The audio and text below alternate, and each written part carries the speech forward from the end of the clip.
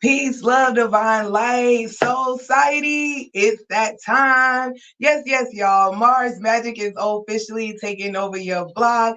I'm so happy to be here with another dose brought to you by Voices Radio, where valuable opportunities inspire collaborations to elevate soul society. Woo! It's Mars. It's a lot of black girl magic in the studio. If you don't know what Mars is, that's Tuesday. It's just a celestial name for honoring the planets, right?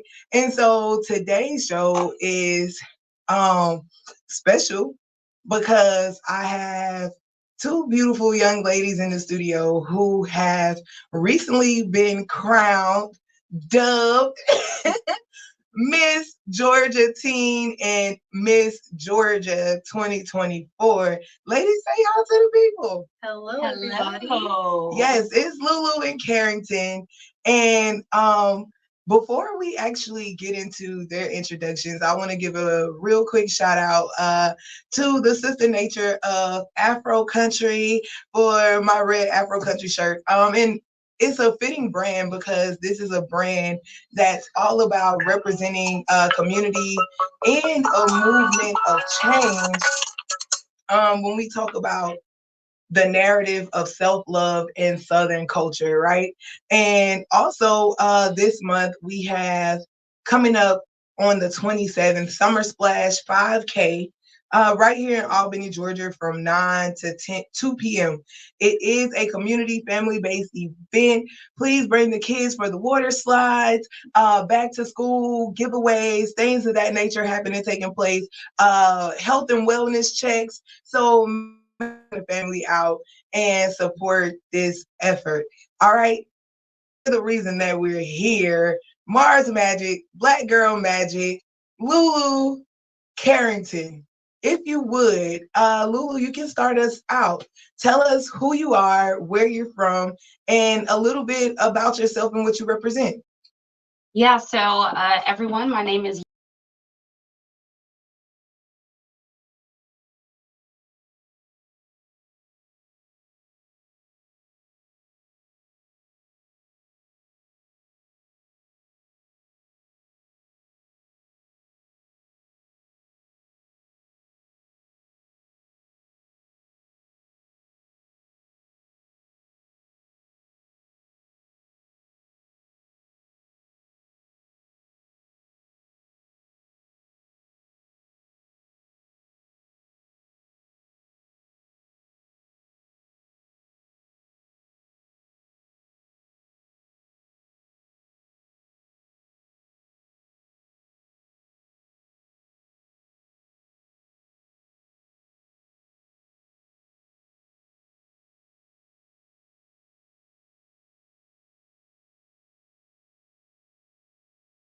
Amazing. All right.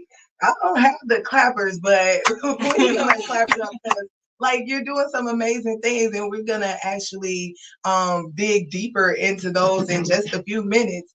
Carrington. Yes, so my name is Carrington Manus. I'm Miss Georgia's Teen 2024, and I am a junior at Woodward Academy, a rising junior at Woodward Academy.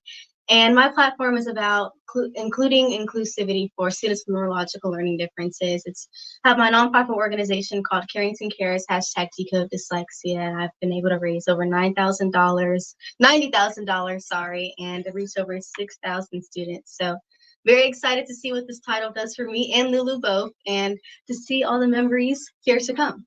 Right. And is people are probably wondering why you're being so inclusive, right? Like me and Lulu both, or me and Carrington, because this is like you're making history in the state of Georgia, right? Yes. Being the first time that we've had women of color in both titles at the same time. So how do y'all feel about that? What is that excitement?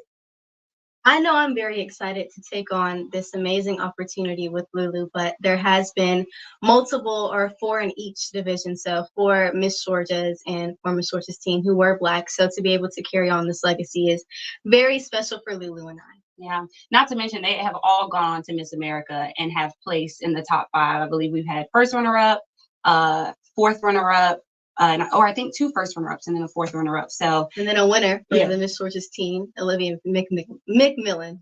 Oh, Yeah, yes. so yeah, it's an impressive legacy that we're able to kind of hopefully champion throughout the year. right.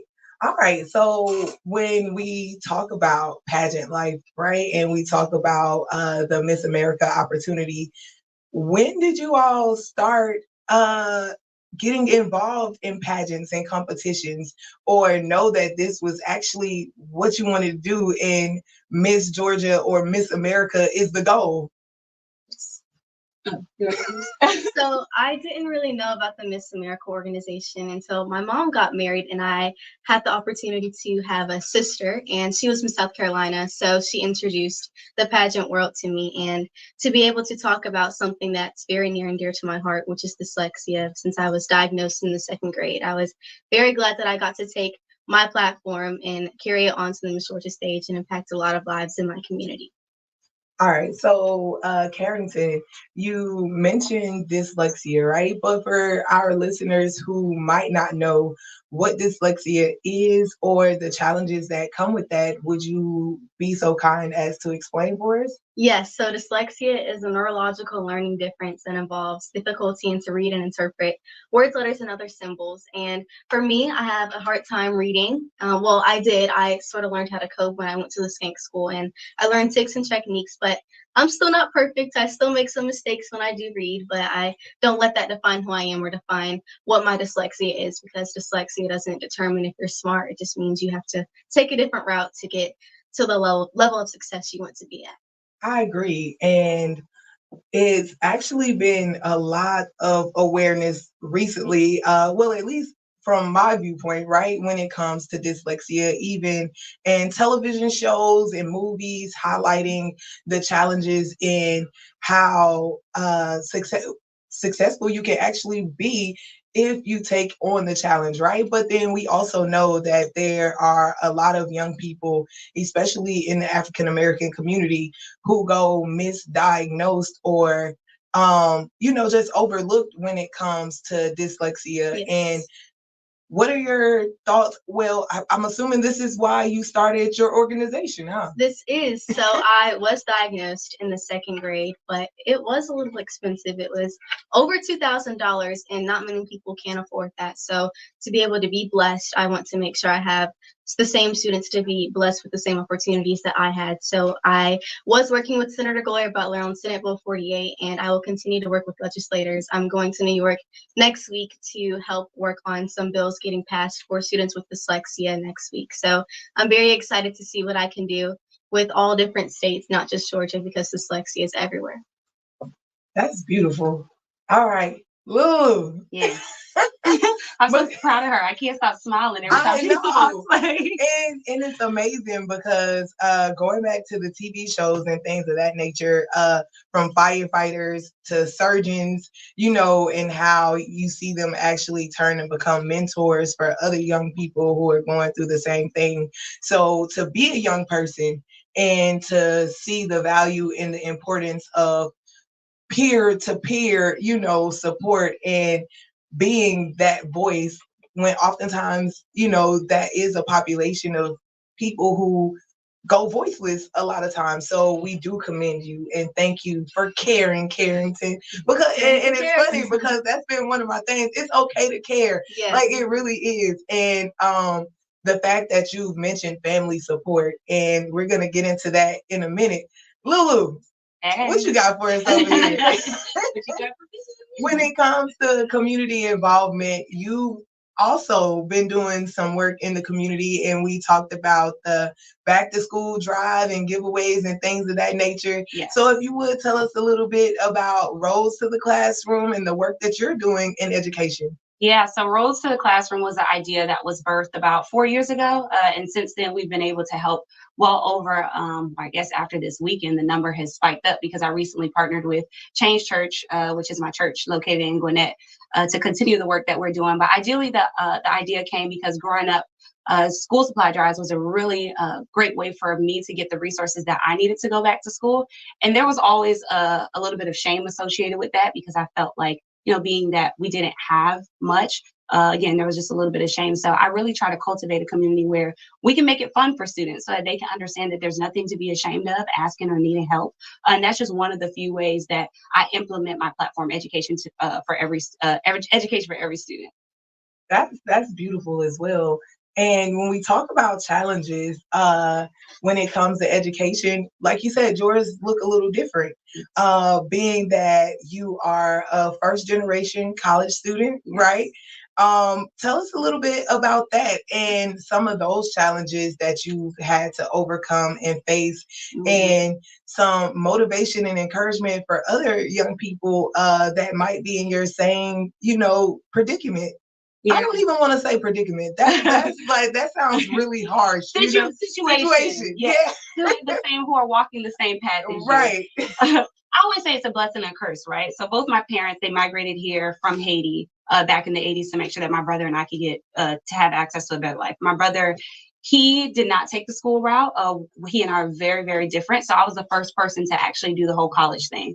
My dad and I, we kind of jumped in everything blindly, doing FAFSA for the first time, which is also one of the resources that we have within my platform with Education for Every Student. So we partner with the Scholarship Plug to help do virtual sessions so students have the help that they need to do their FAFSA correctly, so that they're getting the aid that they need for college, because that's something that my dad and I did not know. We made a lot of errors on the form, which prolonged the process, and that can be a bit discouraging.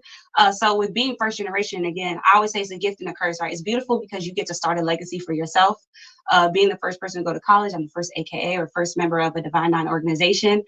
So it's exciting for me to think that one day I'll start a family of my own, and hopefully if I have a daughter, she can continue the legacy of being part of Alpha Kappa Alpha Sorority Incorporated. But when it comes to the curse, is that you're really in it by yourself, right? So I'm just one person, but there are a lot of people out there who care about students who are very similar as myself as a first generation student.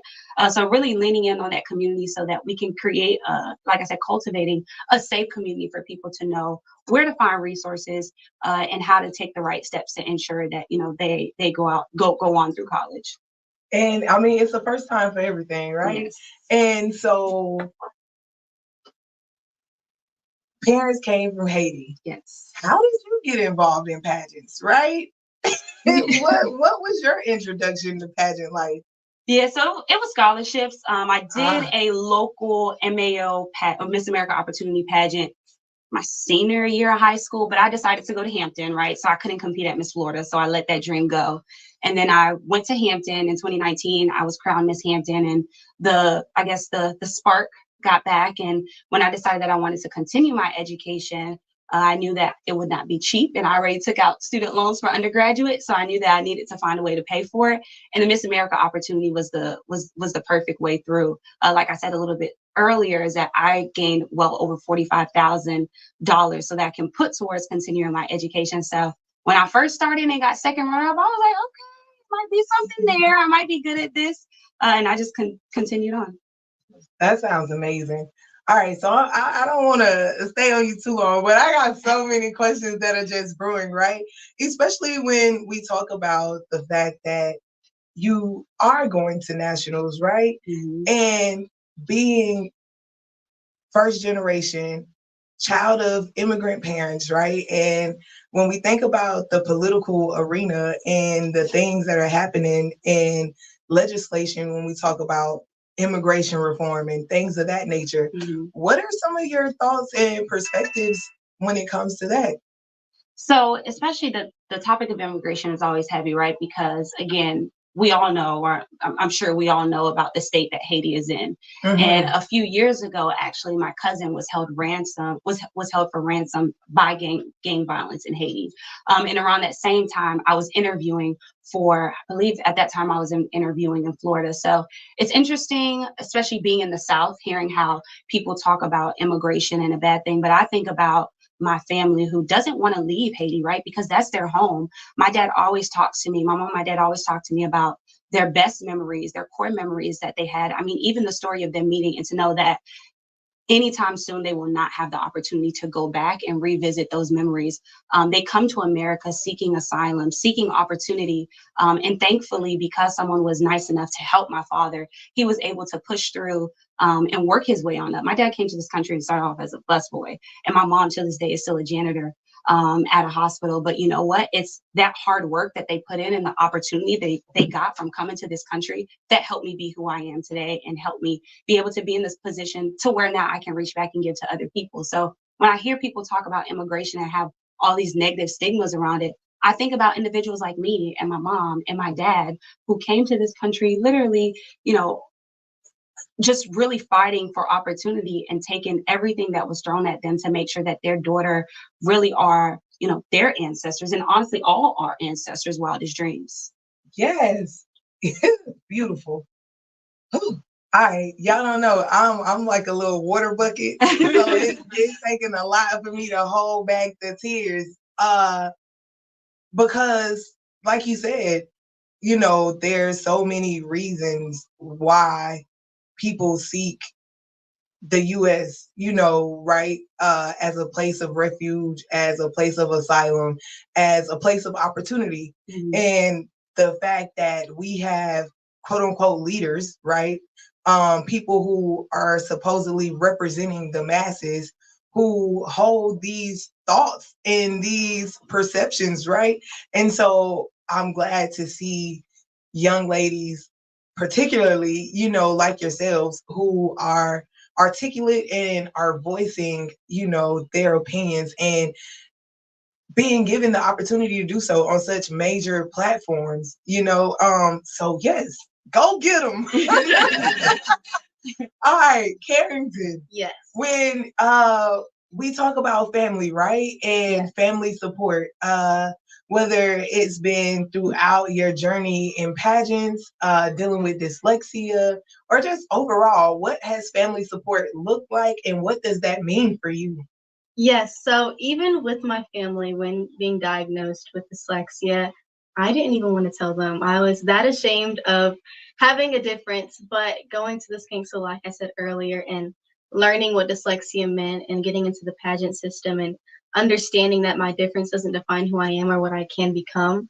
I want to make sure that other students have the same initial thoughts and get the same inclusion that I did. So with giving back to over 9 different countries, I want to make sure that students all around the world know that it's okay to be different and it's okay to speak up and stand out because that's what makes us uniquely different. So I think if we pour that into students now, we'll become better as the future generations to come.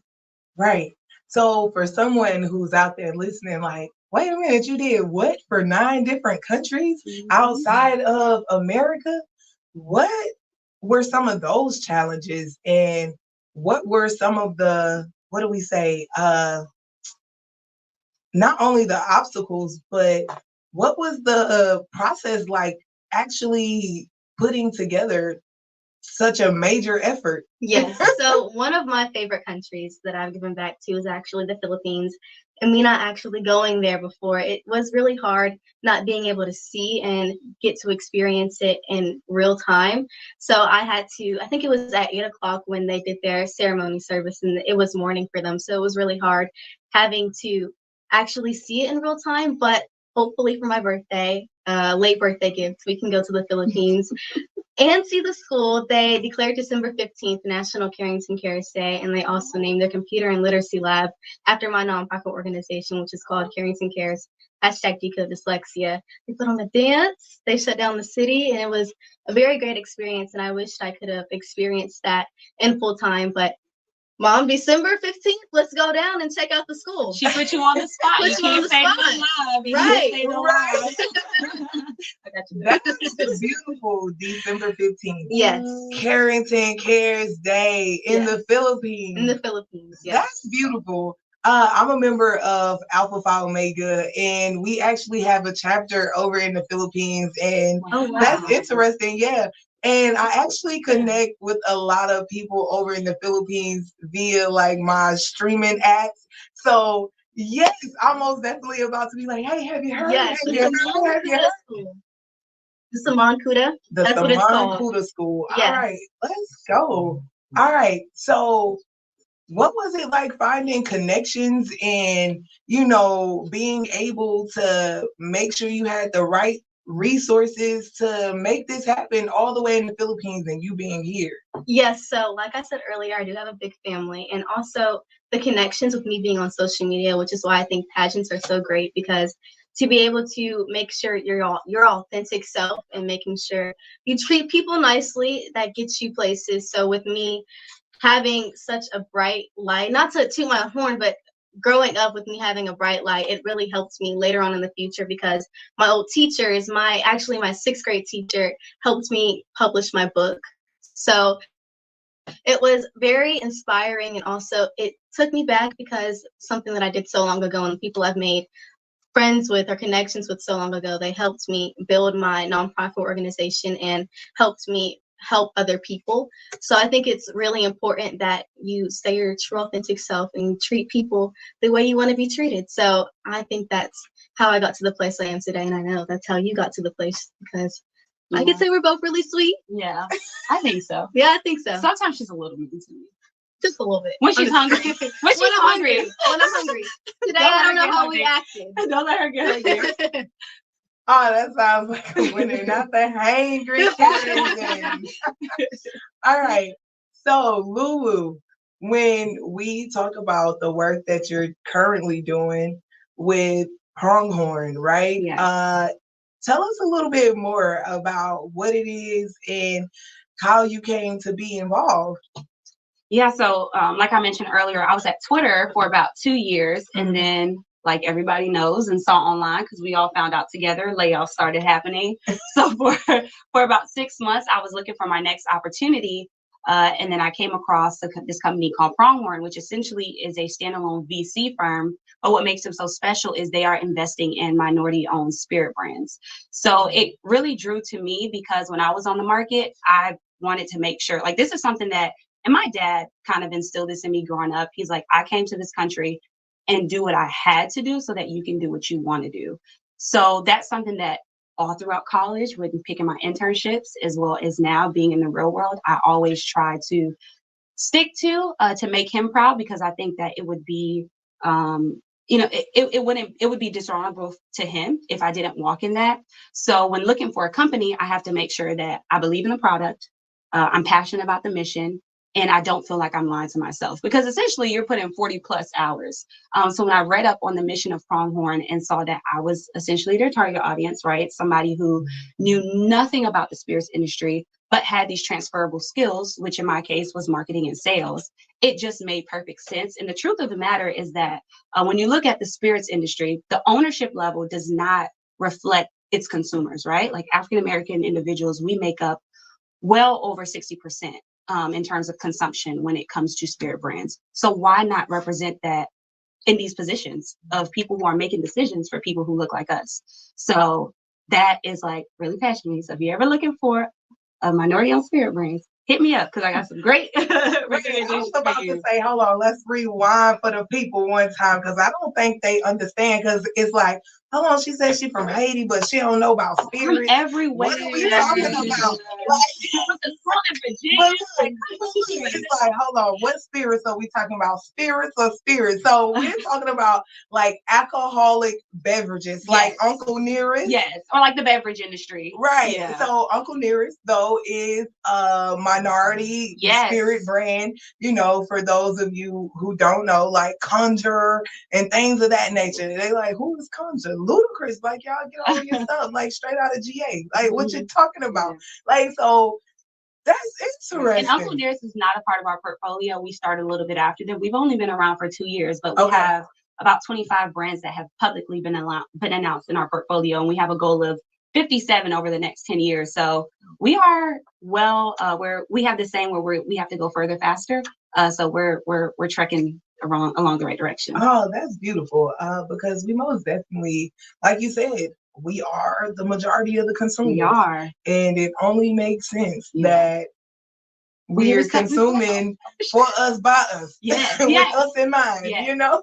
it's just so many different industries, right? But we're just starting with trying to build a template for the spirits industry so that we can copy and paste this to any industry. You want to go to, you know, my founder, she always says, you want to go to NFL? Boom, we're going to NFL and we're going to copy and paste this template. You want to go to fashion? Boom, copy and paste this template. So, yeah. That sounds beautiful. All right. So we know that you all are great speakers, right? Like you're good at speaking because public speaking is a part of what got you this crown, right? Yes. It's a major key. And so when we talk about public speaking, when we talk about other talents, right? Has public speaking always been this easy? And what are your actual talents that you showcase during pageants or competitions? Either one of you can start. So for me, public speaking has not been one of my favorites. Right before joining the Miss America opportunity, I was nervous to do this. I didn't know if I could, but finding my spark and finding my interest, it really helped me. And then I remember in the second grade, or even when I went to the skank school, I would go to the bathroom and sit while they were reading through the book, and I would just go home and read the book by myself so I didn't have to risk me getting called on to read out loud and speak in front of students. So I think now it really broke me out of my shell and helped me find my voice and find my purpose, and which is speaking about dyslexic students and helping students with dyslexia feel like they can do anything. And for me, my talent, I hope this is what you mean, but my talent is dancing. I've been dancing ever since I was, I think, 1.5. So I have been dancing for a really long time. So to be able to take my favorite thing to do in the whole wide world and bring it to the Miss America opportunity is really fun, and I'm very glad I got to do it. So I'm very blessed to have this talent going into Miss America. And my talent, I'm not going to say too much about that, but it really speaks about my story, and it's a testament to what a lot of students have to overcome when they have a learning difference, not just dyslexia, but all neurological differences. So I'm hoping to take this talent to the Miss America stage and show people my story and what millions and 20% of our population have to go through. All right. So I know ballet is your primary form, right? Yes. Of dance. It's not my favorite. Style. Ah. I like lyrical. Yes, I love lyrical, and I could say I like tap. I haven't been tapping a lot, but I do like tap and lyrical. So for people who don't know the difference in lyrical, tap, or ballet, can you explain for us? Yes, so ballet is more technical. So point shoes and pirouettes. I mean, you do pirouettes and lyrical too, but it's lyrical. I feel like it's more from the soul, and it's more of telling a story with your movements. When I went to Miss Georgia last year and I got third runner up, I danced to The Climb by Miley Cyrus, and it was talking about how I had to climb to get to the point where I am. And it talked about, I can almost see it. I know where I'm going. And it really talked about my journey with this Miss America organization. And I'm very glad that I get to have multiple styles of dance in my backpack. And maybe one day I can do something else other than lyrical, ballet, or jazz. So we'll see. Oh, so you think you can dance? Yes. She said, I don't think I know. She can sing too. Oh, Lulu. Don't put me on the spot like that. I joke. Okay. She does a mean Hamilton. Oh, I do. She does a mean Hamilton. Give me 2 hours in the car and I can show you what I'm made of. Bar for bar. Bar for bar. I won't miss a song. Whoa. Oh, that is so beautiful. Yes. All right. Lulu. Yeah, so public speaking. A lot of people actually don't know this, but because I grew up a lot with my mom. Well, I grew up with both my parents. They are married, but my dad worked in the evening, so I spent more time with my mom. So English is actually my second language. So I was an ESL student growing up. So of course, naturally, it was always harder for me in terms of public speaking, even up until I went to college. And we talked a little bit about this earlier. I was a journalism major, and even reading the teleprompter for a long time, my accent would come out. So sometimes I really have to slow down my speech because a little bit of an accent would come out. So when it comes to public speaking, it wasn't always the easiest for me, but another thing, my dad teaches me a lot of great things, but you have a voice, your voice needs to be heard, use it. So He's just like kind of always empowered me and encouraged me to use my voice. And then this organization has just really helped amplify, that message from him. I was about to say, don't you be trying to hold that spirit when your accent comes out, girl. Let it go. They were just saying that. They're like, "Ooh, say something for me." I was getting her to sing Hamilton. Hopefully, it'll come out when she's rapping. It won't. When you talk fast, it may happen. You never know. So your talent. Yeah. So I sing for my talent. Yes. Okay. I started singing when I was younger. My first song actually was this at church. It was like a Christmas show, and this French song. And it's only one little paragraph, but my dad said I just kept singing it over and over. And they would try to take the mic from me. I went to those small churches where it's like, all right, you turn in the paper, you go and you do your song, that kind of church. And I would not give the mic up. I was probably like 4 or 5, and like just kept going and going. So she's not as good as me, but yeah, she's way better. She's all right. Yeah, like Beyonce, and then there's like Beyonce here, and there's like Carrington. Yeah. Wow. Above the bar. Yeah, above the bar. Yes. She sets the bar. Yes. And you can dance. What? Right. Triple threat. Y'all, we are joking. Do not let her say nothing. Disclaimer. That is beautiful. Mom's over there. Cut it out. Don't do my baby like that. So when we talk about inspiration and role models, right? Of course, your families, right? Because we see moms here. You've talked a lot about the influence that your mother and father have had on you, even Lulu. Outside of family, right? Who would be some individuals that you look to for inspiration or as real models and not just role models?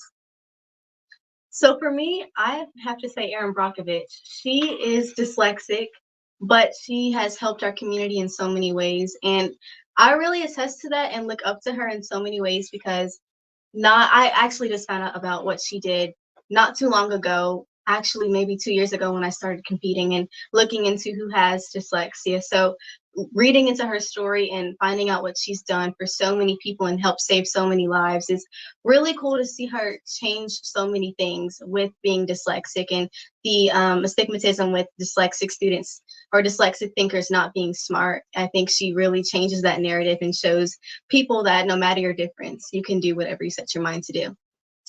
Okay. And I'm going to have to say my dad. I think the older that I get, especially now in a space of like maneuvering through corporate America, there really is no excuse, no matter how hard it gets, for me to not get to where I need to be because I really have watched him. And as a child, you don't realize it. But I think growing up, just seeing the progress that my dad has been able to make within his job over the past 27 years, it's really a testament to me to say, like, there is no excuse in whatever it is that you put your mind to. You honestly can't do it because you're born in this country. You're given these opportunities. Don't let nobody take that away from you. And that's something that he really embedded in me growing up. But it's now that I'm an adult and I'm out in the real world that I really hone in on that. So I would have to say my dad. Okay. And he did not bribe me. He did not bribe you. Your dad bribe you a lot? Why you put that out there? No, oh, that's interesting though. Because you're right. And not just coming here, from Haiti, but even with those of us that have been here, born here, natives, aboriginals, even, we've all had a lot of hardships, difficulties, challenges when it comes to actually being able to live in our freedom, right? Mm-hmm. And do so comfortably without so many external voices. So when we think about things like social media, when we think about the news and all of the propaganda that just floats and surround us, right? Whether it's in school and bullying, whether it's just in everyday life, family not feeling like you're good enough, or you're too good, right? Mm-hmm. What are some stress techniques? Because we are kind of like holistic radio, right? Mm-hmm. So what are some stress techniques, some mental health techniques, or, tools that you all use on a regular basis? I would say praying. I like to have the mindset of thinking God wouldn't put me in a position or a situation that I can't handle. So actually coming to Miss Georgia this year, I changed my mindset of how I view things, and walking on stage in every face of competition, my interview, I had to realize that God wouldn't put me in this position if I couldn't handle it. Mm-hmm. So I had to attest to my mission and what he placed me on this earth to do. So I think that mindset really got me through the week of Miss Georgia, got me through second grade, got me through life in general. And I'm very glad that I still pray and have the connection that I do with God right now. And I would have to say my faith as well, but really incorporating it with, I guess, we talked about being holistic, like natural ways. So I walk with God, which means if I have to wake up earlier in the morning to pray, but take a walk so that I can get some fresh air, or on my break, that's what I need to do. If I need to go on my rooftop and, journal and say a prayer, and ask God to send me a sign, then that's what it is that I need to do. If I need to go to the gym and get on that Stairmaster and do my 20-minute warm up on that Stairmaster, but talk to him and cry to him about it, or whatever it is about it. And then also to be intentional in making the space to actually hear from God. I think that's also just as important. So filtering out, I go through certain seasons where I have to filter out what I listen to, what I'm watching, who I'm speaking to, who I'm going to for advice, to make sure that I can understand clearly that the things that I'm asking him for in that season, or those answers, I'm being intentional about creating a space that there'll be no confusion, because God ultimately doesn't do confusion. It doesn't go in the same sentence. So beautiful. Adam, what we got going on over there? Any comments? No, people tuning in and out, but everybody's just tuning in. They listening. This is a very good conversation. Yes, it is. And you just said something that made me think, and because, a lot of times people do get confused though when we talk about nature and God, and the things that you were just talking about. And it's almost been like 3 months straight where there's been some type of mental health awareness or something when it comes to self-care, self-love, and so the fact that you mentioned having to even create that space of solitude to be open and receptive to receiving those downloads or those messages, right? Because a lot of times we put out requests and we get the answers, but we being through on these headphones, mm-hmm. and we just going about our way, beating it up, and it's like, oh, you forgot, you missed it, and so it's beautiful that you all aren't forgetting to do things like pray, meditate, to take those walks in nature, to do things like journal, because those are some of the things that we encourage and we promote on a regular basis. And so when we're living in a world where, again, going back to media, right, we have so many images of what Black women, real women, look like or don't look like. And not all of them are actually the best representation of us. So what do you say to other young ladies that might be in a leadership role like yourselves, even if they feel like it's not that major of an impact? What are some encouragements that you can give to them to continue to defy the odds and not fall into the status quo? I would have to say, and Carrington always says this, leading with your authentic self, right? There is no stage that is too small, whether you have 5 followers, 500 followers, 5,000 followers, or 5 million followers. So it's understanding that, whatever platform that you have, whether it's intimately within your direct support group or your family, or whether it is a big stage, people need to see it. And you can only control what you do with your, you can only control what you do with your name, your environment, and your message. You can't control anything about anybody else. So really focusing on the message that you're putting out there.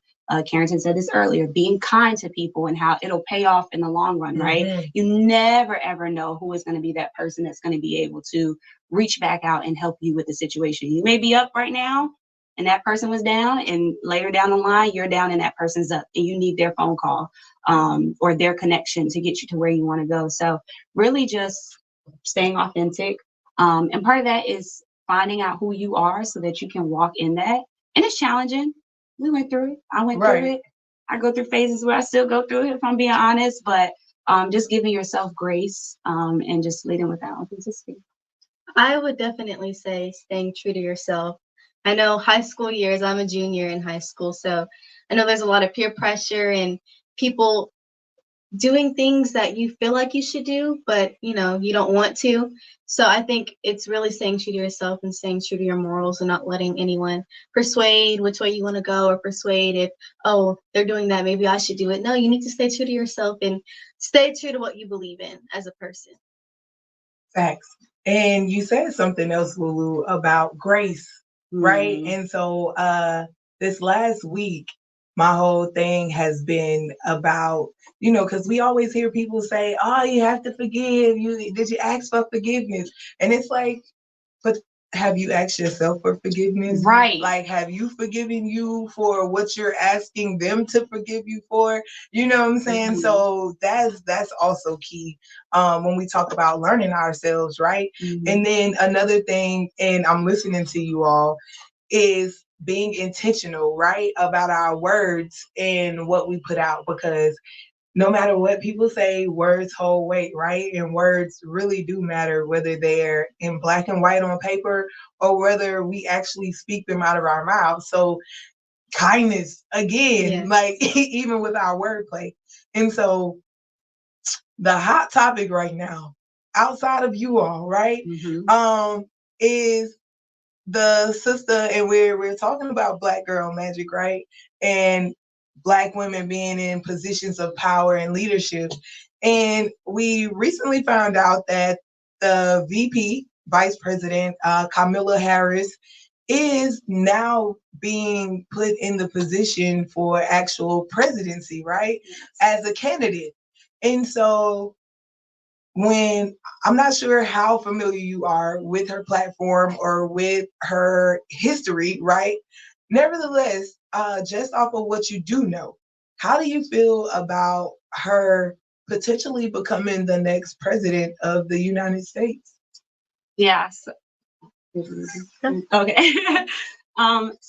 Okay, you know, I'll start with this, right? For me personally, it's beautiful to watch for many things, right? Not only as a woman, but as a HBCU graduate, as a member of Alpha Kappa Alpha Sorority Incorporated, as someone who has two parents who migrated to this country, right? I think that we all can agree that it's beautiful that we're seeing that today in 2024, we have the opportunity to live through something like this, to even see the possibility of someone who has such a unique background of some sort of a melting pot, right? Have the opportunity to even run. Because if we really want to think about it, right, at one point, women didn't even have this opportunity or this right. So I think that this past weekend, while it may have been sad news for some, it was a win for women all over, right? And I think this year, no matter what we have seen, it will be pivotal either way. So it's important for us, you know, when we talk about opportunities, it's important for us to exercise our right to vote, to be a part of something that will be historical, because the truth is, no matter what happens, it will be. For me, I would definitely say, I know I can't vote yet, but to see myself in that position just as a woman. Yo, I'm 16. I just turned 16 a week ago. So, yeah. And just listening to you, though, it would be like, wait, how old? 16. I know you said you're going to be a junior, but wait a minute. Hold on. It has to register. Right. Like, all right. Just to see myself up there as a woman, it's very inspiring, and it lets me know that I can do whatever I want to do. If I could be president, go to the moon, be a scientist, whatever I want to do, I can do it. And she's a great representation just for that. All right, awesome. And I would have to agree, especially when we were talking about giving our little girls and boys, you know, some type of imagery of where they can be, even if without the backstory, right? It's like, these are places that you can go. These are seats that you can sit in that, like you said, we've been denied for a long time, and laws are still trying to be implemented for us to be denied, you know, even in 2024, the right to sit in some of these seats and have some of these opportunities. And so when we have them, it is crucial, it's pivotal that we actually do our best and do our due diligence when we are in those positions of power to actually work for the greater good of, all humanity. And, I can be a little partial, but it's like at the end of the day though, like we all need for our leadership to have all interest, in mind when they are making these decisions and making these choices, and not just focus on, oh well, this is going to benefit me and my family today, but it's going to hurt 1,000 more, next week. So these are things that we most definitely have to think about, and especially in hurricane season, right? And I know I'm a little weird when it comes to stuff like that. Nevertheless, my main thing is about the food preparation, right? And so when we think about food and food securities, right? I know you're in the quote unquote good life city. Nevertheless, this is also what we would call a food desert, where there are many food insecurities. We lack access to quality produce, right? Even though we have access to produce, it's not necessarily quality. And so when we think about our diets and what we consume, what do your diets look like? What what are some of your favorite foods or least favorite foods? So for me, I do, like we said earlier, I do love to eat. Like one of my favorite hobbies is eating, but I have to make sure I stay Miss America fit and I keep my body healthy. So with that, I'm a kid, y'all. I'm gonna have some cheat days. I'm gonna eat some ice cream or have a brownie once in a while, but I have to make sure I balance that out with a good healthy meal. And my mom does a really good job with that, with making sure I have a lot of vegetables, even my dad as well, a lot of vegetables and greens, just to make sure I can balance out the bad things I'm eating. But we're getting there, baby steps. That's right. That's right. For my diet, okay, so it's a little hard because I am on the road a lot. Before with work, I travel a lot for work, and now as Miss Georgia, I travel even more. So I don't have the opportunity to be home to actually cook. Now I do love to cook. Like I love to cook. I think that's like just the Haitian culture in me. That's how we show love, is just we feed you until we can't feed you no more. And then after 30 minutes, we feed you again. Right. So I do love to cook, but unfortunately, the truth of the matter is I don't always have the opportunity to. I try to get as much vegetables as I can. My favorite food, 10-piece, hot lemon pepper, extra wet. I can do American deli, but I can do American deli, but there's something about Wingstop, y'all. I know. It's flavor. No, they're lemon pepper. They're lemon pepper. No, you have to get it extra wet. Hot lemon pepper. At Wingstop? Look, Carrington's like, no, you're not gonna get me on the wings because I know wings. Oh, Atlanta Best. Oh, yes. Atlanta Best. My favorite food is sushi. So it is sushi. We just had that. Yeah, it is sushi. Okay. Chef's kids. But yeah, so my favorite food, 10-piece hot lemon pepper wet with fries, extra crispy, especially if it's curly. Blue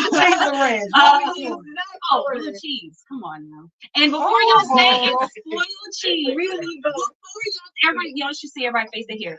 But before y'all say, I like chunky blue cheese, homemade blue cheese. I mean, I want somebody grandmother to make that blue cheese. I really like Haitian food, but you can't really get that in Atlanta. So, right. So I that's my go-to. But okay, what I did give up this year leading up to Miss Georgia, I did no red meat. It was some other stuff that I let go of, but I think the biggest thing was no red meat because I love me a steak cooked medium.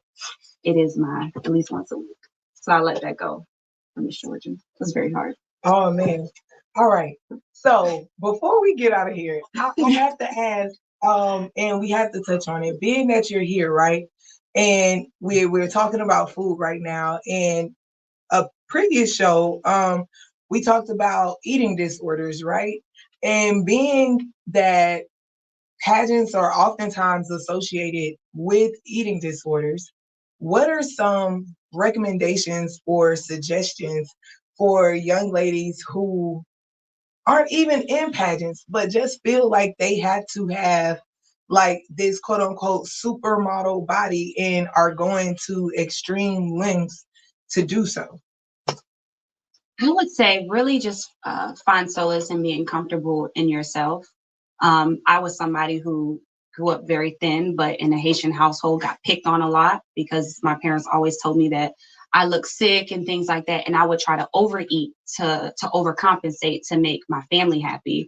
But ultimately, it just wasn't safe for me, right? It had nothing to do with the amount of food that I was taking in. It had everything to do with my metabolism. Mm-hmm. But as a child, you don't know that, right? And especially with social media, it's so dangerous because every other week it's kind of like, all right, whatever the Kardashians are doing, that's what's in. But we can't keep up with that, right? Like that just isn't the reality of it. And I think that's why it's important for young women who have platforms like Carrington, who is in high school, who does a really great job at just being very transparent about, just being comfortable and staying fit, right? Because being healthy isn't only about the stuff that you eat, it's about what you do with your body, right? Mm-hmm. Like what you eat is, I don't know the statistic, but I think it's like what you eat is only like 30% of the battle. It's what you do 70% of the rest of your time. So making sure that you're staying active, because ultimately being what we call Miss America Fit is different for every person, for every mm-hmm. girl. So really taking the time to understand your doctor. The older you get, have those conversations with your physician, right? Like,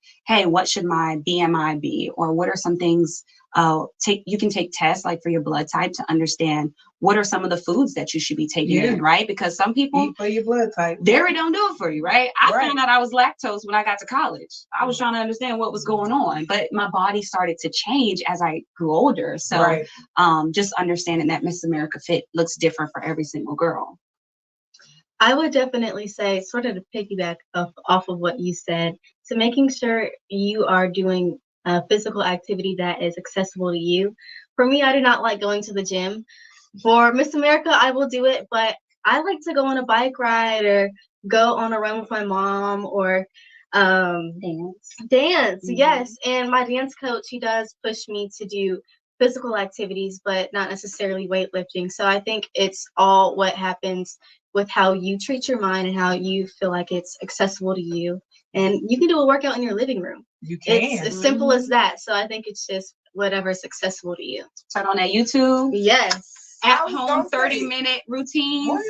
Peloton University. Right. Yeah. People getting whole certificates and degrees on that. It's free. Stop playing. Yeah. Just skip the ad every 30 seconds. Every 30 minutes. Skip the ad. That's all you gotta do. Work through the ad. Yes. You know what I'm saying? Yes. Keep moving. Grab you something to drink. Grab your towel. Wipe your face. You know what I'm saying? Exactly. All right. Ladies, thank you again so much. Marz has favors in the background. Shout out to him for making the connection and being that valuable opportunity that inspired this collaboration on this Marz. It has beautifully been a mystical one. And I'm just so excited for the work that you've already done and the work that you're planning to do in the future around education and so many other things, because the spirit world is opening up and all type of other things, and Carrington is caring from here to the Philippines and beyond. So the sky is truly the limit, y'all, only if you let it be, because I promise you it's probably something beyond the sky if we only dare to venture there. All right. Before we go, any last words of inspiration, encouragement, motivation for anyone who is daring to step out and do anything for the first time ever, and they are just like butterfly, bubble gutting it, No pun intended, but just do it, like how Nike says, just do it. And you never know what blessings can come along and the people you can meet with just one thing. I know I wouldn't have met you if I didn't start doing pageants, and I wouldn't have taught you so many songs. So, making sure you do whatever you want to do, and the worst thing that can happen is someone saying no. So just keep thriving for whatever you want to do and go out in the world and be great. Yeah, I never met someone who can sing better than me until I met Carrington. So She definitely taught me a lesson of humility. But I would say very similar to Carrington. I always say, I said this last year before I competed to a young lady who was thinking about it. I said, there's a lot of things that you may have to learn from the sideline. This is not one of them. And I take that and I use it at work when trying out or exploring a new opportunity, trying out a new adventure. The best way for you to get your feet wet in anything is to just put yourself out there. A lot of times we get in our own heads. I promise nobody cares that much. It's only you. Once you get out of your head, you'd be so surprised if I didn't just do it. Like Carrington just said, we need a sponsorship, Nike. Yes. If I didn't just do it, then I would have never met Carrington. I would have never earned well over $45,000 worth of scholarships thanks to this organization. And I would have never had the opportunity to interact and impact thousands of young ladies with very similar stories to me. So you'd be doing the world a disservice by not walking in your purpose, by being scared. Yes. All right. Lulu, Carrington, thank you both again for coming and shining your light on Marz. Ladies and gentlemen, we have had today in the studio with us Miss Georgia 2024, Ludwig Luzier. Yeah, you got it. And our Miss Georgia Teen 2024, Carrington Manus. Yes. Manus. Yes. All right.